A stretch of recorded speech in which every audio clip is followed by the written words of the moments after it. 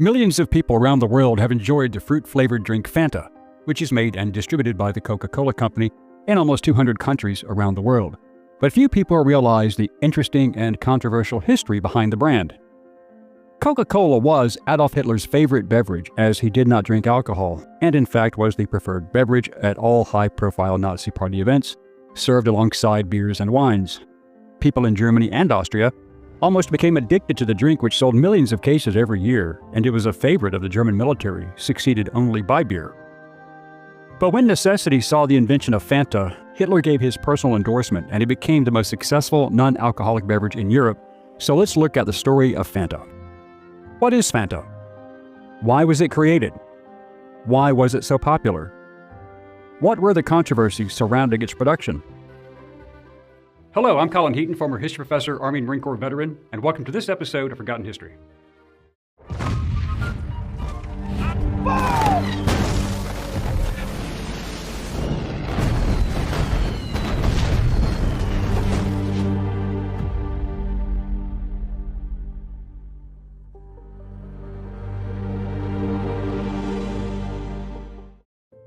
Fanta was the brainchild of German-born Coca-Cola executive Max Keith, who was the head of Coca-Cola GmbH, the major bottler of Coca-Cola in Nazi Germany. Coca-Cola had been made and sold in Europe, including Germany, under license. Keith had lived in the U.S. for several years, working in the company headquarters in Atlanta, Georgia. He was selected to head the company's interest in Germany, as he spoke German, of course. He knew the product well and had influential contacts. When the Nazis took over in 1933, Keith began working at the German subsidiary of Coca-Cola in that year at the age of 30, working with American Coca-Cola representative Ray Remington Powers. Keith then advertised Coke as the official drink of Nazi Germany. Coca-Cola surged in popularity there, and Coca-Cola was one of the largest sponsors of the 1936 Berlin Olympics, as stated by film director Leni Riefenstahl. Hitler and others were concerned about having sponsors paying to advertise, which brought in money, and they liked money. Coca-Cola was already in Germany, and it made sense that they would become a sponsor to promote their product. After Powers died in 1938, Keith took over the national subsidiary to manufacture Coke under license.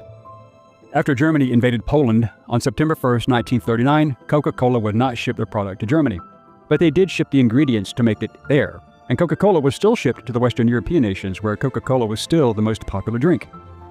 By 1939, the sales of Coca-Cola in Germany had risen from just 100,000 cases in 1933 to over 4 million cases per year, just before the outbreak of the Second World War.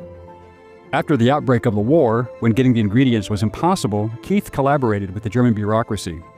His greatest ally was German nobleman, politician, and diplomat Franz von Papen, who helped Adolf Hitler rise to power in 1933.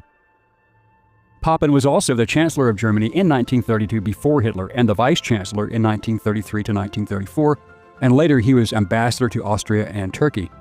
It was through Papen's influence that Keith was appointed to the Office of Enemy Property, which avoided the nationalization of that subsidiary as it was a foreign-owned business, just like Ford and GM were operating in Germany as well. See our video on that subject. He also had another great ally in Fritz Todt, who was Hitler's chief construction engineer and a senior figure in the Nazi Party. He was the founder of Organisation Todt, who built the Autobahn, and he was also the minister for roadworks, munitions, and armaments. According to SS Lieutenant General Karl Wolff, Todt loved the drink, as all of us did. Todt often paid his workers in Coca-Cola instead of Reichsmarks, and they did not care. Later, after Todt's death, Albert Speer was armaments minister, and at that time we did not have Coca-Cola. Hitler made mention that wanting something for the people. Coca-Cola's ingredients, such as the special syrup, could not be sold in Nazi Germany, but the company did not want to close their European factories, which were in the process of shutting down their operations. Coca-Cola GmbH knew that their stockpile of regular Coca-Cola ingredients would run out by 1942, with the remaining content having been reserved for wounded soldiers in hospitals. After consulting with various people in the fields of chemistry and agriculture, a meeting was held in Berlin in March 1940. Attending were Propaganda Minister Joseph Goebbels, Richard Walter Darre, the Reich Minister of Food and Agriculture, Reich Minister Hermann Goering, Commander-in-Chief of the Luftwaffe, Organic Chemist Richard Kuhn, and Todt's successor, Reich Armaments Minister Albert Speer. The decision was made to keep the plant in operation, so Keith, along with Kuhn, developed a fruit-flavored drink made from apple fiber, left over from cider pressings, and whey, a byproduct from cheese manufacturing with beet sugar added to use as a sweetener. And fruit scraps from apples and oranges were added to give it flavor. A salesman on Keith's team named Joe Knipp would pitch the idea to name this beverage Fanta, since it was created out of a fantasy. The drink soon became immensely popular, probably because there was no other commercial non-alcoholic alternative, and after it was developed following research and development in late 1940 and then marketed in 1941, it sold 3 million cases the first year. It was believed that Adolf Hitler received the first case of the new product and approved it.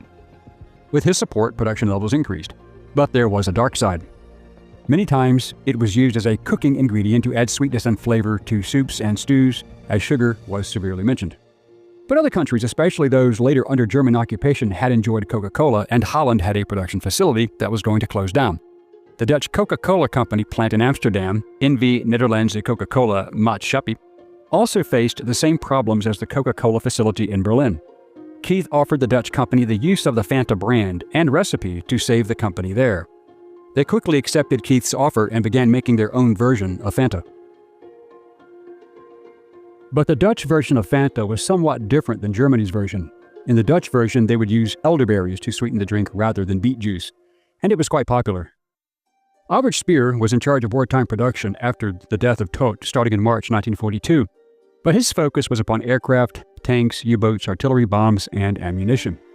To this effect, he and all other German manufacturers were given slave labor to meet their production goals, and Fanta was no different. Fanta was also the favorite of German youth, and Hitler Youth leader Arthur Axmann said, "If you wanted to get hundreds of boys to a Hitler Youth rally on a weekend, just tell them there was Fanta, and they came, whether they really wanted to or not." Fanta was also very popular with the military because beer was not easy to get in a combat zone. Luftwaffe pilots and crews, sailors as well as soldiers as far as Russia and Ukraine were supplied Fanta when the transports allowed. As stated by U-boat commander Erich Topp, "I always had a case of Fanta on board along with a case of beer. This was to celebrate a successful patrol and reward the men. It was a great morale boost." Waffen-SS Artillery Colonel Gustav Mertz recalled, "We were in the field awaiting a resupply of ammunition and replacement troops, as both were needed. The Ju-52 landed, and then another, and then the trucks arrived. We were excited. But then the replacement soldiers walked over carrying these cases that turned out to be Fanta drinks. So much for the extra ammunition, but we did get it later. My soldiers were happy as could be." Hermann Goering was also a fan of the drink, and he wanted his Luftwaffe men to be regularly supplied, as stated by fighter ace and combat leader Colonel, later Lieutenant General Hannes Trautloft, when he was Commodore of JG-54. "I had a strict order that if we had alcohol such as beer or wine that no pilot could drink any if they were to fly the next day. This was not welcome news, but the Fanta, when it arrived, raised their spirits, which was better than drinking spirits, if you know what I mean." Due to its popularity, Fanta was one of the very few production luxuries that was exempt from wartime rationing in Germany. Lieutenant General Hans Bauer, Hitler's personal pilot, was also a fan, and he said the following, "Whenever I flew Hitler around from 1933 until the war, I always made a telephone call to wherever we were flying to, making sure that they had Coca-Cola ready for him. Later, when that was not available and he approved of Fanta, I carried a few bottles on my Ju-52 for him. Eva Braun later also kept a case for her use."